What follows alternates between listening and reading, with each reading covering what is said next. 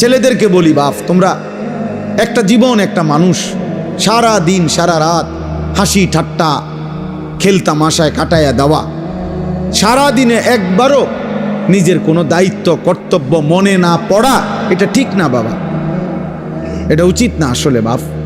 একজন মানুষ সারাক্ষণ গাফেল থাকেন, সারা দিনে আমার কোনো কাজ নাই, এটা কোনো সুস্থ স্বাভাবিক মানুষ হইতে পারে।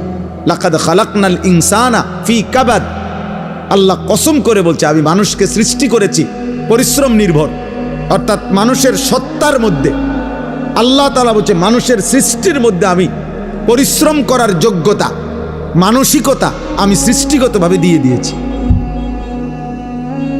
মানুষ মাত্রই মেহনত করবে। এজন্য যে মানুষ কোনো কাজই করে না, শুধু শুধু ঘুরে বেড়ায়, সে সুস্থ স্বাভাবিক কোনো মানুষের কাতারেই পড়ে না, ওর কোনো মানুষের কাতারেই পড়ে না, মানুষের কোনো কাতারেই পড়ে।